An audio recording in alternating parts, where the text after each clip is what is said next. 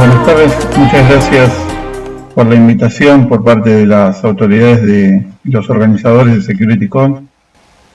Bien, bueno, el tema que vamos a ver es adquisición remota de evidencia forense en investigaciones digitales.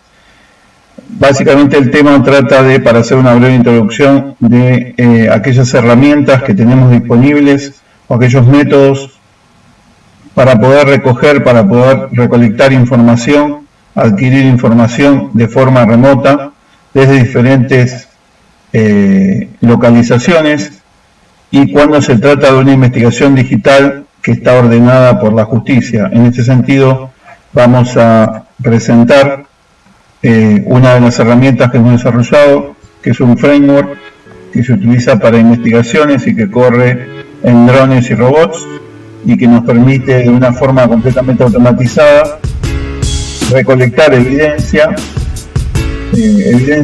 digital que puede estar localizada en un servidor de forma remota.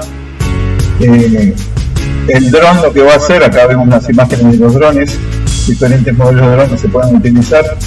El dron lo que va a hacer es localizarse o geolocalizarse arriba del punto de acceso del domicilio del sospechoso. Esto estamos hablando de una investigación, y a partir de esa instancia poder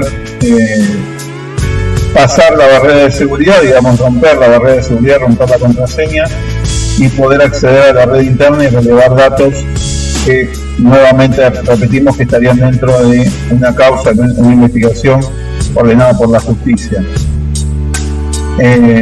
Una de las características de esta herramienta, de este framework, es que en una instancia inicial permite hacer un recorrido, como lo estamos viendo acá, de una determinada área, podría ser un barrio, y encontrar todos los puntos de acceso que hay disponibles en una vista previa, para poder después, a partir de esa previa información, realizar la investigación sobre el punto de acceso que se haya determinado objeto de investigación, ¿no? Así que bueno, esto es un poco una breve introducción para que se pueda entender de qué trata la presentación y cuál es el objetivo y cuáles son las herramientas. La herramienta que estamos viendo que corre en drones es una de ellas, que es la que hemos desarrollado, pero vamos a ver algunas otras técnicas posibles. No solamente hay que usar, o se podría llegar a usar un dron, un robot, sino que hay otras formas de poder acceder al domicilio del sospechoso para poder levantar información que sea relevante en la investigación. Bien, a partir de esta breve introducción,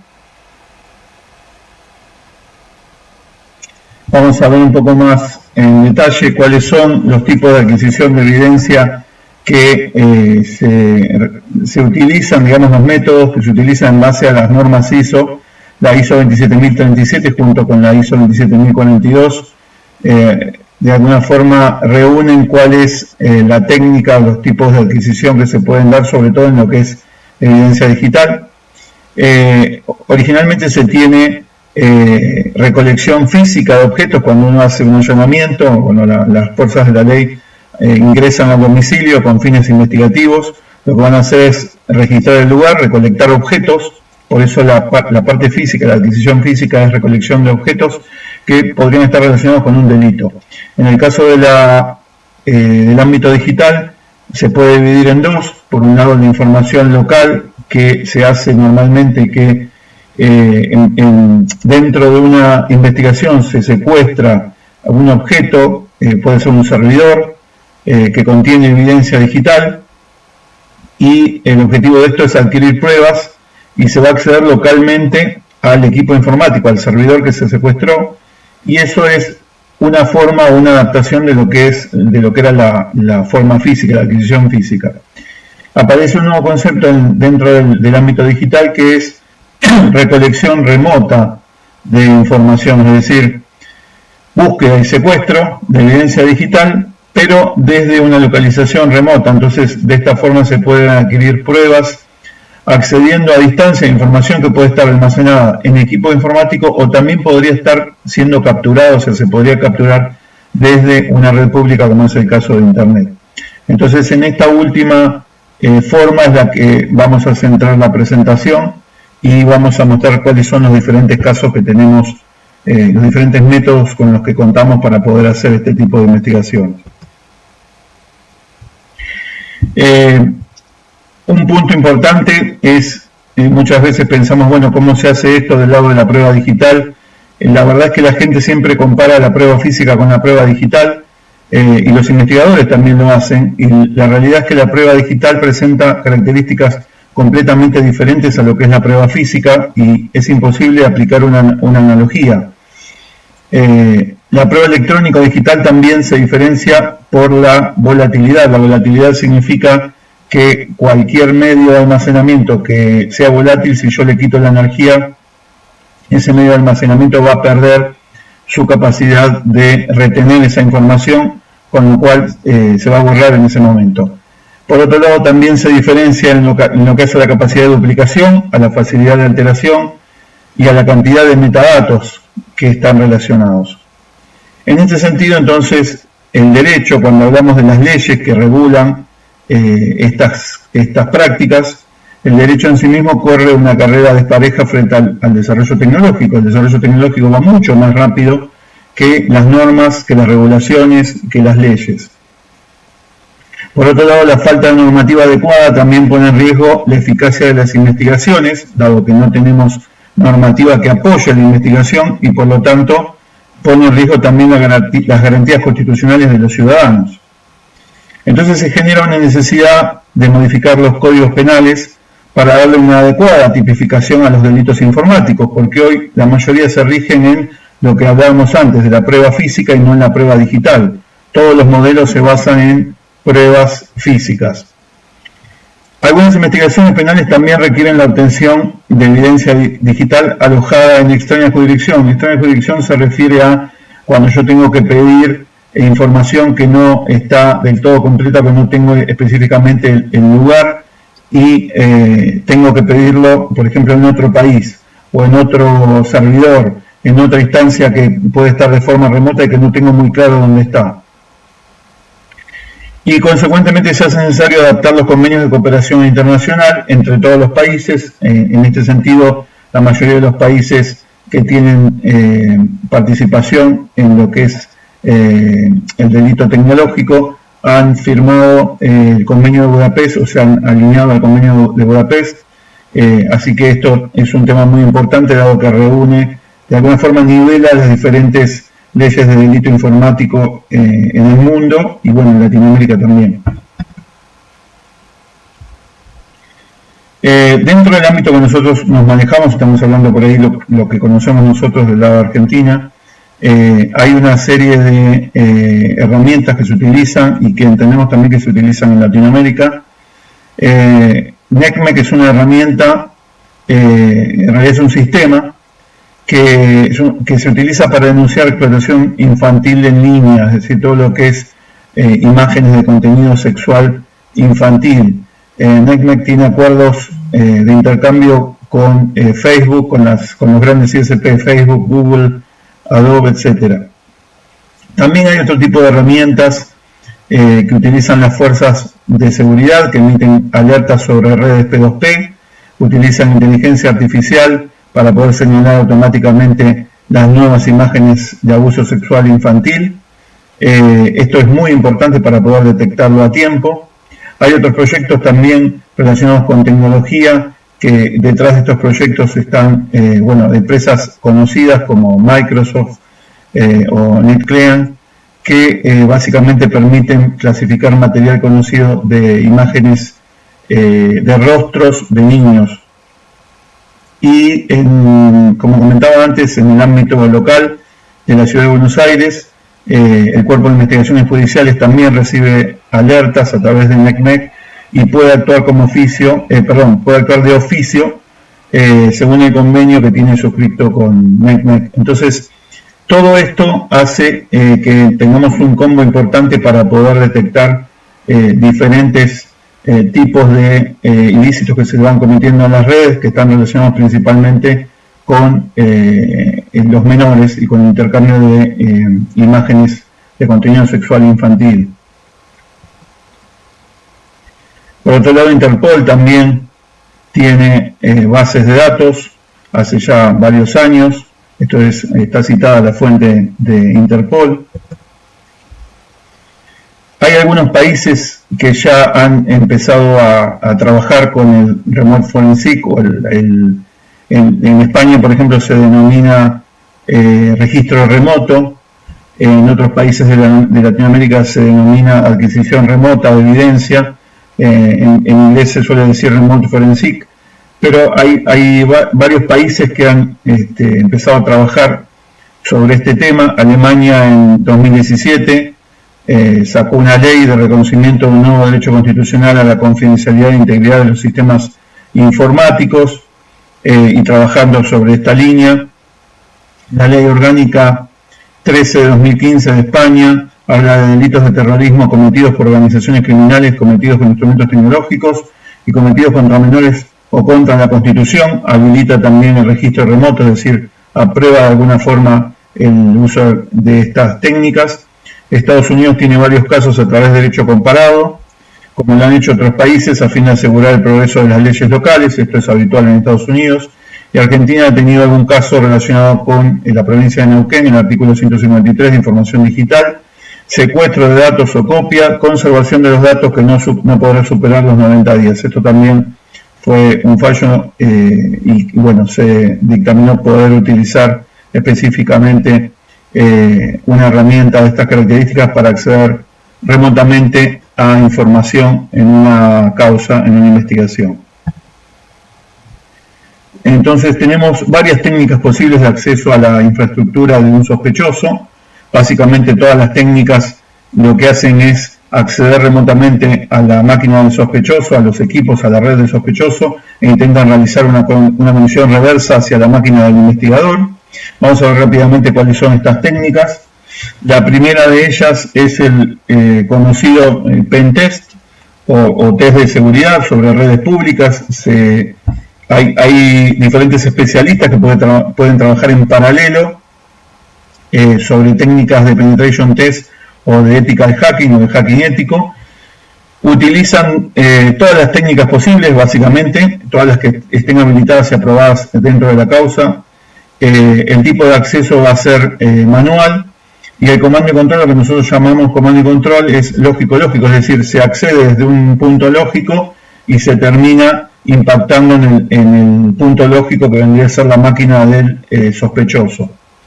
En el caso de uso de antenas, se pueden utilizar antenas a distancia que pueden lograr entre 1 o 2 kilómetros, facilitan el acceso de a 1 o 2 kilómetros más o menos. Las herramientas, las antenas basadas en herramientas de ataque que puede ser ataque manual o automatizado, utilizan los llamados ataques de diccionario, es decir, utilizar diferentes palabras contenidas dentro de un diccionario para poder, una vez que se colisiona con la contraseña, poder hacer la captura de handshake y de esa forma tratar de craquear la contraseña. Es un ataque denominado man in the middle, es un ataque pasivo porque es de escucha, porque solamente captura la información, no hace una manipulación de la misma. El tipo de acceso va a ser manual, en general se utilizan, como decía, pueden ser técnicas manuales o automáticas, pero en general suelen ser manuales, dado que tiene bastante cantidad de años esta técnica. El acceso es físico, se requiere físicamente estar cerca del domicilio, no se hace a través de una red pública como Internet. Quiere decir que físicamente la fuerza de seguridad tiene que estar cerca del domicilio, y el acceso a nivel control se hace en la máquina del sospechoso, con lo cual es lógico.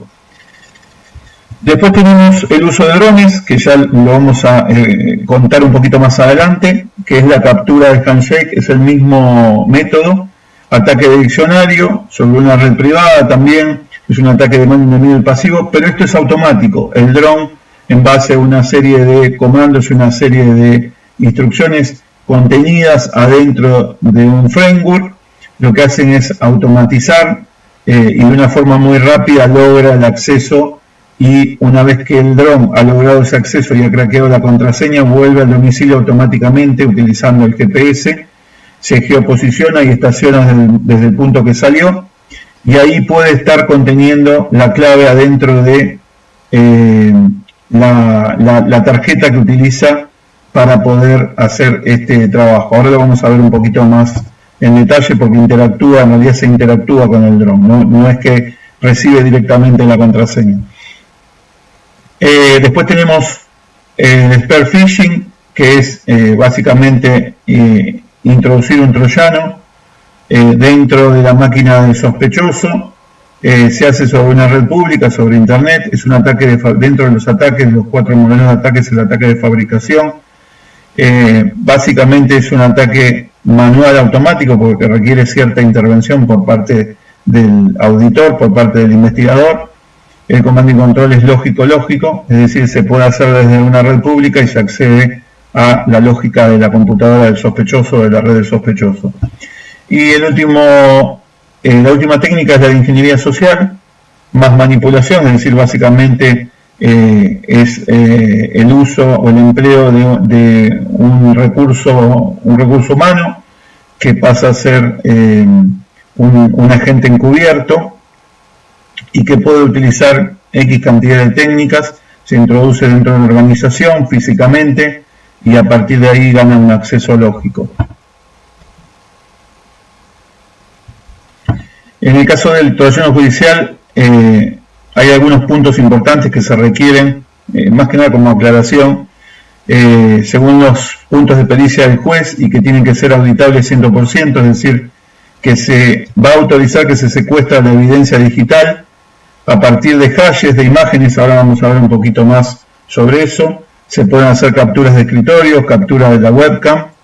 En realidad todas las técnicas que estuvimos viendo pueden utilizar cualquiera de estos métodos, de estos puntos. Lo importante es que se basen en los puntos de pericia del juez y que sean 100% auditables. Si no, no tienen validez.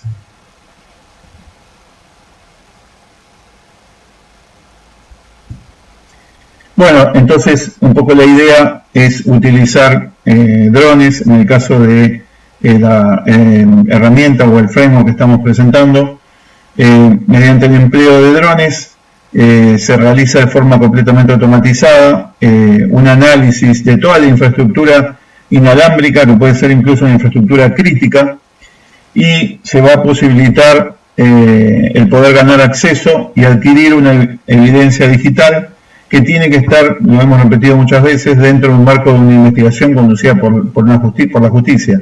Si no está dentro de un marco de una investigación, es delito, porque las leyes, de alguna forma, y más allá de que sea una fuerza de seguridad, un oficial de seguridad no puede estar haciendo por su cuenta este tipo de trabajo, ni puede utilizar este tipo de herramientas si no está avalado por una orden judicial. Así que esto es muy importante aclararlo. La herramienta lo que hace es facilitar entonces ese acceso, ese método, esos paso a paso, esos puntos de pericia. La herramienta permite, Crossona permite ejecutarse dentro de ambientes GNU Linux sobre plataformas Single Board Computers que son del estilo de Raspberry Pi, o similares.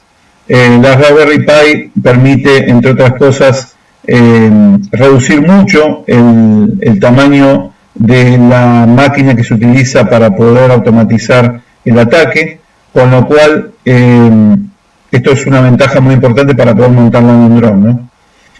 También permite relevar información de fuentes abiertas. En la etapa inicial se puede relevar cierta información que es de fuente abierta. Ahora lo vamos a ver un poquito también más en detalle. Toma decisiones en base a parámetros preestablecidos. Yo le puedo indicar qué parámetros son los que necesito y a partir de ahí conduce toda la secuencia hasta llegar al objetivo.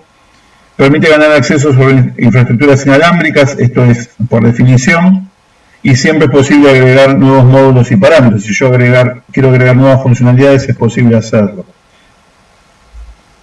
Los componentes son una pantalla, opcionalmente una plaquita o una tarjeta GSM que se utiliza para mantener la comunicación bidireccional entre el dron y la base, entre el dron y el investigador, pero es opcional. Yo podría enviar al dron que capture el handshake, y cuando vuelve saco la micro SD, tiene una micro SD opcionalmente también, y esa micro SD adentro ya tengo la captura para poder subirla a un servidor y craquear la contraseña. Pero como decía, opcionalmente está la posibilidad de tener una tarjeta GSM o 3G y de esa forma poder establecer una comunicación bidireccional con el dron. Necesitamos un GPS, la Raspberry Pi o Single Board Computer y una tarjeta Wi-Fi del lado del hardware. Y del lado del software hay un aplicativo, bueno, un entorno de desarrollo y un sistema operativo que habíamos dicho que era Linux. Crossano se divide en 3 fases. Hay una fase exploratoria, que es un poco la primera fase en la que yo voy a investigar a ver qué es lo que tengo en el ambiente, en el barrio, en la localización que estoy haciendo la investigación, y a partir de ahí posteriormente se va a decidir sobre cuál es el punto de acceso que se quiere auditar, que se quiere ingresar, y finalmente se dispara un procedimiento forense para poder seguir los puntos de pericia y obtener las pruebas necesarias, y como habíamos dicho, esto que sea completamente auditable. La fase 1, entonces, a partir del vuelo del dron nosotros podemos recolectar nombre del punto de acceso, la dirección MAC, fabricante, modelo de dispositivo, es decir, todo lo que esté en el barrio, que esté transmitiendo, o que sea cliente o que sea punto de acceso y que tenga una interfaz Wi-Fi, nosotros podemos obtener todos estos datos, y que no son menores porque nos permiten identificar de alguna forma cuál es el dispositivo que tiene el sospechoso, o cuáles los que están transmitiendo o interactuando dentro del barrio, y a partir de ahí poder identificar cuál es el objeto de estudio, cuál es el dispositivo objeto de estudio y que queremos investigar. Toda esta información es OSINT, y cuando decimos OSINT es que se utiliza a partir de técnicas OSINT, a partir de técnicas de fuentes abiertas, con lo cual no es información privada, es información que los puntos de acceso normalmente transmiten, y es información abierta. No le tengo que pedir, entre comillas, permiso a nadie, porque el punto de acceso habitualmente lo transmite todo esto. Esto es una vista de la configuración de los parámetros. Básicamente yo puedo interactuar con una interfaz de pantalla, y a partir de la computadora del investigador puedo lanzar esta instancia para poder empezar con el trabajo. Entonces yo lo que puedo identificar, acá hay una foto de un estadio, yo podría haber hecho un vuelo con un dron alrededor del estadio, encuentro puntos de acceso que son estos puntitos de colores que hay alrededor, y puedo estar viendo dispositivos IoT, teléfonos móviles, cámaras, Smart TV, Smartwatch, etcétera, etcétera. Teléfonos en general, teléfonos móviles que tengan activado Wi-Fi, también se puede ver. Obviamente los puntos de acceso.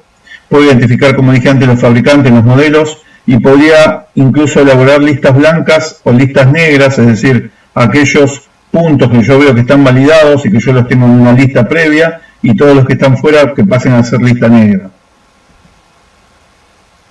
Los pasos, como vimos antes, entonces hay una serie de pasos previos de recolección, procesamiento y finalmente los informes que vemos acá, los diferentes puntos de acceso. Los colores son los diferentes niveles de seguridad. Lo que es en rojo es punto de acceso abierto, sin contraseña, en amarillo web, y en verde dos diferentes tipos de color verde, sería WPA1 y WPA2. Abajo podemos ver también la distribución de los canales, que también es muy importante. En este caso no para hacer una investigación, pero sí para ver si yo quisiera reordenar o ordenar el espectro radioeléctrico para que no se pisen los puntos de acceso. También la herramienta me podría llegar a identificar esto y permitirme hacer justamente esta funcionalidad. Vamos a ver un video que es un trabajo que se hizo en el obelisco de la ciudad de Buenos Aires, la Plaza de la República. Se hizo un recorrido y se levantaron puntos de acceso y también dispositivos que estaban habilitados, Wi-Fi, de la gente que estaba abajo, de las oficinas de alrededor, es decir, por donde pasó el dron pudo levantar toda esta información, y a partir de esa información, bueno, se pudo procesar y obtener una serie de resultados que ahora vamos a ver directamente sobre la herramienta.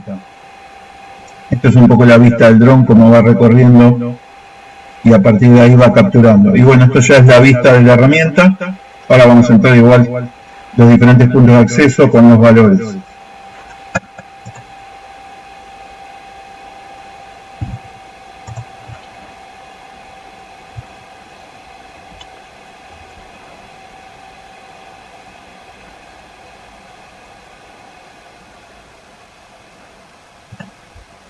Entonces acá estamos en la herramienta.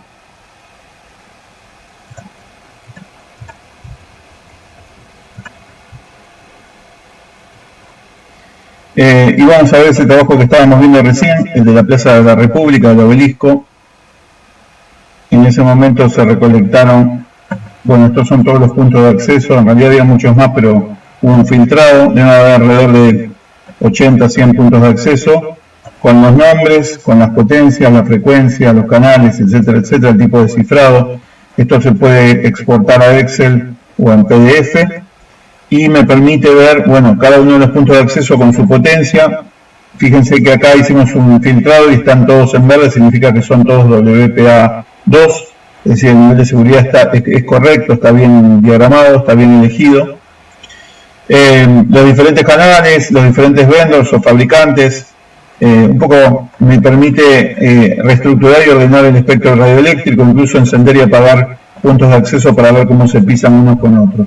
Pero esto es la primera fase, la fase previa, la fase de inspección o rastrillaje inicial, que nos permite justamente hacer esto de explorar para después pasar a la siguiente fase, que es la de auditoría. En la fase de auditoría, una vez que nosotros exploramos y obtuvimos todos los puntos de acceso, vamos a elegir, a seleccionar el punto de acceso que es objeto de investigación y que creemos que detrás de ese punto de acceso está el sospechoso. Entonces el dron lo que va a hacer es utilizar una serie de comandos para poder acceder, una serie de pasos para poder acceder a la máquina del sospechoso y finalmente hacer una conexión reversa hacia la máquina del investigador. ¿Por qué se hace una conexión reversa? Porque generalmente los firewalls, los dispositivos de seguridad, no están preparados para poder frenar conexiones reversas, pero sí al revés, conexiones entrantes sí. Entonces, por eso se toma ventaja y se mantiene una conexión reversa. Las arquitecturas que se pueden utilizar para poder craquear la contraseña básicamente son dos, la que llamamos cracking in-house, con nuestro propio servidor, una vez que el dron capturó el handshake y cuando vuelve con el handshake, sacamos la micro SD de la Single World Computer y la subimos a través de una instancia al servidor para que el servidor con su poder de cómputo pueda craquearlo. Hay una segunda instancia que es un segundo modelo o arquitectura que es Cloud Cracking, que básicamente lo que hacemos es subirlo a un repositorio como puede ser Amazon y de esa forma podemos poner X cantidad de servicios en paralelo para acelerar el craqueo de la contraseña. De esta forma tenemos una aplicación más económica y una aplicación, digamos, un poco más costosa, pero también mucho más rápida. La configuración de parámetros que se ve una vez que se lanza la segunda fase, que es la de Crosono, podemos elegir el puerto, desde el punto de vista del ataque, cómo se va a realizar, las herramientas que se van a utilizar, etcétera, etcétera. El paso 1, entonces, como dijimos, Crosono se va a conectar a través de la instancia de auditor. Mediante una conexión GSM, habíamos dicho que esto era opcional, pero va a haber una conexión desde la Raspberry Pi que está corriendo en el dron hacia la máquina del auditor y va a estar informando y manteniendo el progreso de los trabajos. Entonces, de esa forma yo puedo estar viendo paso a paso cómo está avanzando el dron en relación al ataque automatizado que está realizando.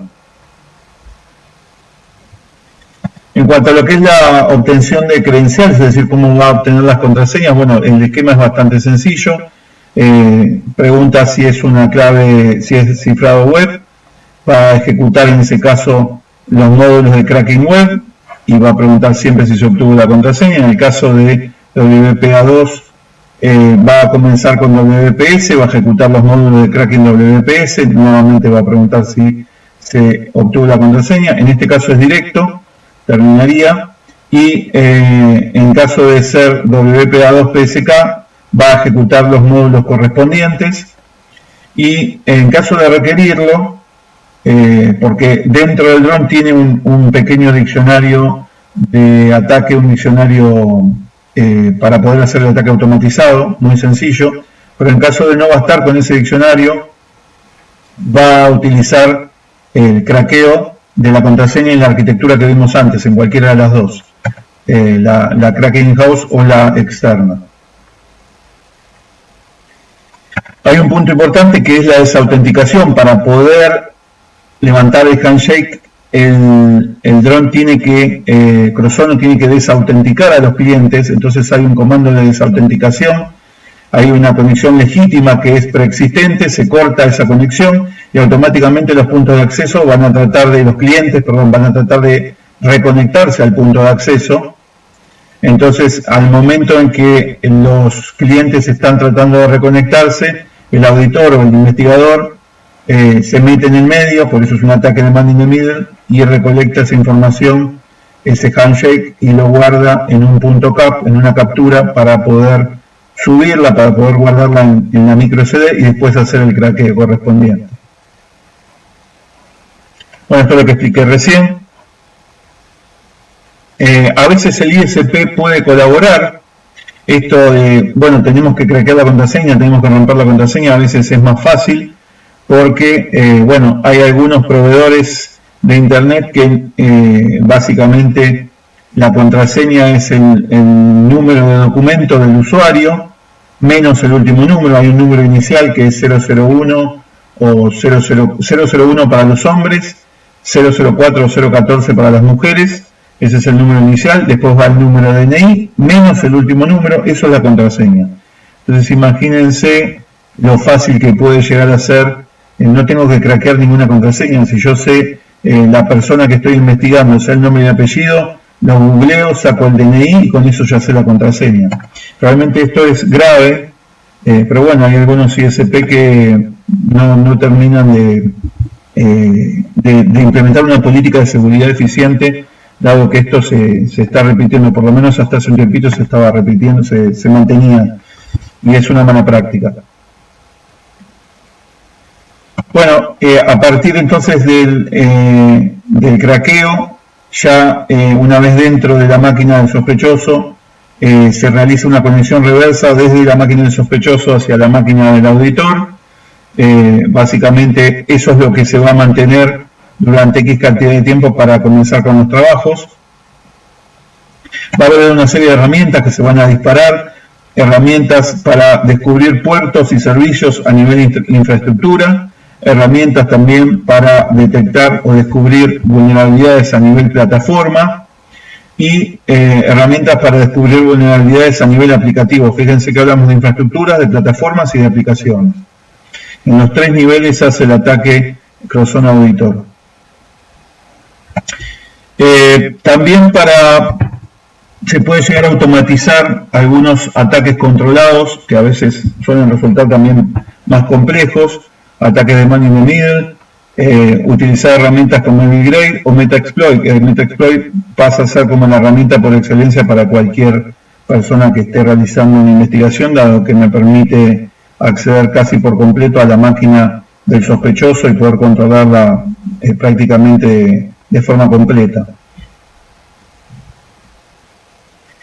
Y finalmente en la fase 3 ya entramos en la fase forense. Si bien la parte de auditoría requiere justamente trazar logs, auditabilidad, cuando uno habla de investigación, prácticamente la investigación se basa en la fase 2 y continúa con la fase 3.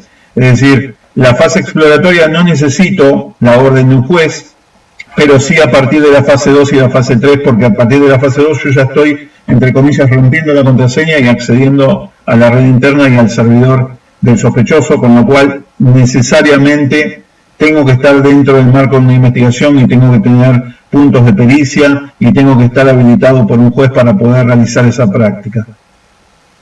Entonces, dentro de la fase forense, nuevamente, como decíamos al principio, utilizamos Acá no estamos reinventando la rueda en ningún momento, se utiliza siempre frameworks y normas internacionales, como es el caso de la ISO 27037 y la 27042, que de alguna forma explican cómo se debe hacer la identificación, recolección, adquisición y preservación de una evidencia forense a nivel digital. Algunas diferencias para resaltar entre lo que es, porque alguno podría decir, bueno, están haciendo un hacking, ¿cómo yo puedo de alguna forma validar esto? Bueno, hay diferentes formas de hacer un hacking: el hacking malicioso o un hacking ético. El hacking malicioso, en general, los dos son parecidos, pero el hacking malicioso borra las huellas del atacante. Tiene como fin hacer una fase de reconocimiento, de escaneo, ganar acceso, mantener el acceso y después borrar las huellas. En el caso de las prácticas que nosotros llevamos adelante con lo que sería el hacking ético, las fases prácticamente son las mismas, pero se recolecta la evidencia y se preservan los informes. Es decir, todo lo que es logs y registros se debe preservar porque es parte de la evidencia para poder hacer un procedimiento que sea repetible. Es necesario que el procedimiento que se va a llevar adelante sea auditable y repetible, si no, no tiene validez para la justicia. Hay 4 formas o 4 procedimientos en el que el dron o Crozono dispara automáticamente y busca cosas específicas. El primero es de imágenes de explotación sexual infantil, que es uno de los más utilizados. Después está fraude informático, propiedad intelectual o daño informático. En cada uno de ellos hay una automatización independiente, es decir, son secuencias y comandos completamente independientes. Por ahí el que más se utiliza es el que más se justifica utilizar herramientas de este tipo cuando, por ejemplo, está en peligro la vida de un menor. Claramente la justicia habilita rápidamente este tipo de herramientas. Si no, normalmente es más difícil que se habilite, pero cuando la vida de un menor está en peligro, esto se habilita rápidamente. Se aprueba este tipo de uso de herramientas específicas de tecnología, como es el caso de drones, de robots o de incluso un agente encubierto, por ejemplo. Como decíamos, el alcance de los procedimientos, en este caso estamos viendo parte de imágenes de contenido sexual infantil, pero básicamente lo que va a permitir es inspeccionar y capturar los procesos que estén corriendo en memoria. Va a exportar información recolectada tanto del sistema operativo, de las aplicaciones, de servicios, redes, los accesos de los usuarios, y básicamente va a utilizar una base de datos de hashes. El investigador no puede tener las fotos, el juez no puede decirle, toma, te doy esta foto, y con esta foto tienes que ir a hacer la investigación. Eso no se puede. Lo que sí se puede es tener un hash de esa foto, una base de datos de hashes. Entonces, dentro de esa base de datos de hashes hay 10, 20, 50 fotos que son los hashes calculados de las fotos de contenido sexual infantil que se está buscando. Entonces el investigador va con esa base de datos de hashes y se sube a la herramienta, y la herramienta lo que hace es comparar hash contra hash del disco del sospechoso. Entonces podemos decir, pero ¿cómo? El disco del sospechoso no tiene hashes. No, pero se calcula en el momento. Cuando yo encuentro una imagen en el disco del sospechoso, calculo el hash y ese hash lo comparo contra la base de datos que me dio en la fiscalía. Tomo la siguiente imagen del sospechoso, le calculo el hash y ese hash lo vuelvo a comparar contra mi base de datos. Entonces, de esa forma es como se puede identificar las imágenes de contenido sexual infantil.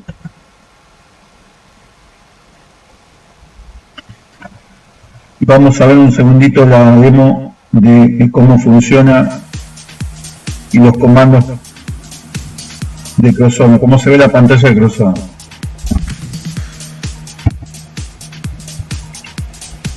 Acá empieza a buscar los puntos de acceso.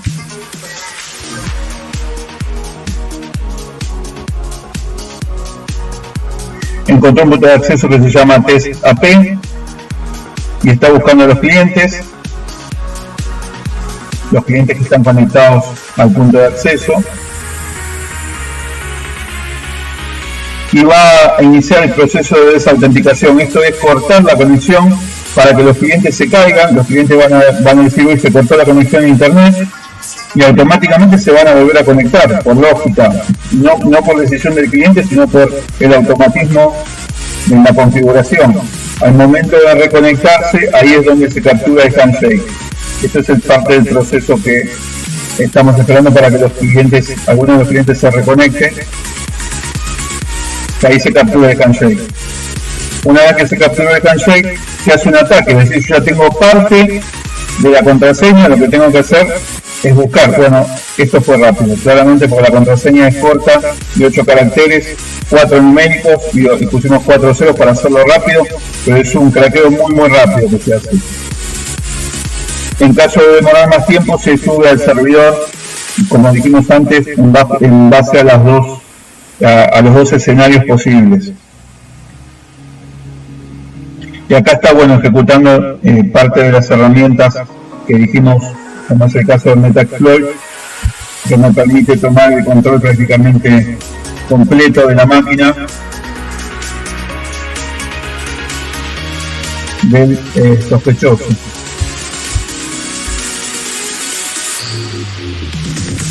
Ahí le estamos subiendo parte de un módulo, de uno de los módulos del procedimiento, encuentra 16 coincidencias, quiere decir que el sospechoso tiene 16 fotos de imágenes de contenido sexual infantil, con lo cual ya lo tenemos evidencia, se sube el log al servidor y tenemos evidencia obtenida de una forma razonable, bajo un procedimiento completamente auditable para que pueda ser incriminada esa persona.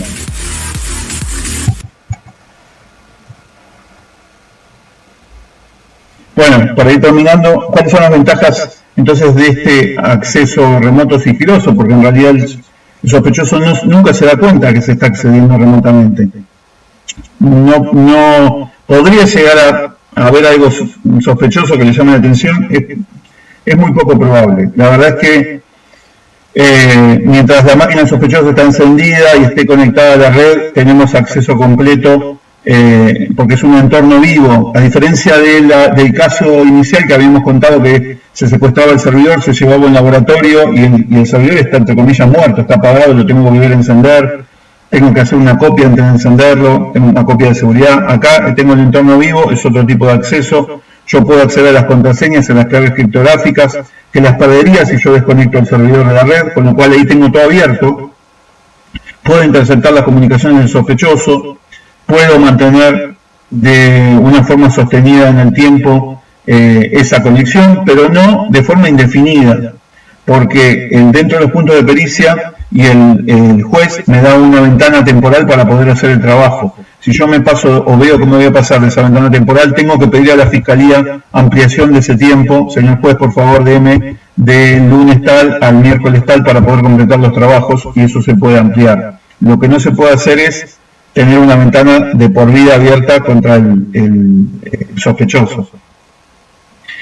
También me permite estudiar y entender el sospechoso desde el punto de vista de su perfil, sus gustos, sus costumbres, los horarios, a qué redes se conecta, si sobre las redes en las que se conecta son redes P2P, que normalmente los pedófilos o los pederastas utilizan mucho redes P2P, entonces este tipo de cosas yo las puedo identificar y de esa forma son puntos que de alguna forma van a incriminar al sospechoso, no solamente por la evidencia que encuentre, sino por los gustos, por las costumbres, por ahí por el perfil que coincide con el perfil de las personas que estoy buscando.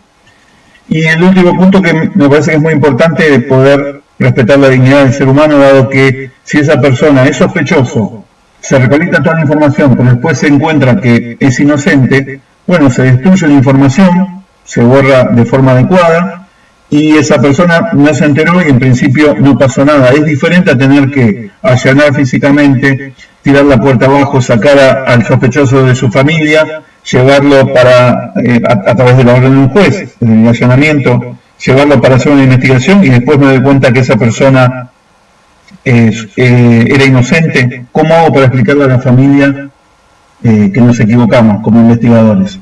Entonces, este punto creo que es importante porque uno accede, verifica si la persona está limpia, si solamente el sospechoso, pero en realidad no se pueden no, es inocente. Bueno, se puede destruir toda la información recolectada y aquí no ha pasado nada y básicamente se respeta la dignidad del ser humano.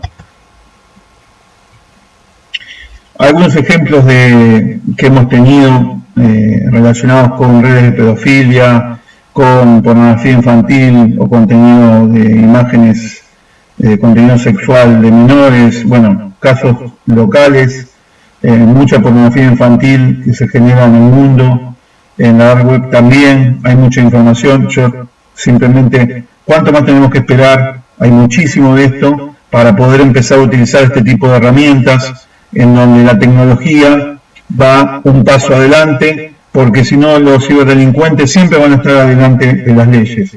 Siempre los ciberdelincuentes van a estar adelante de las leyes. Tenemos que apurarnos, tenemos que garantizar que el desarrollo de estas herramientas sea acompañado, como dijimos antes, por leyes, por regulaciones, básicamente por una ley que nos permita utilizar este tipo de herramientas y que nos den cierta seguridad para poder evitar este tipo de cosas que estamos viendo. Bueno, muchas gracias. Un gusto haber podido dar la presentación.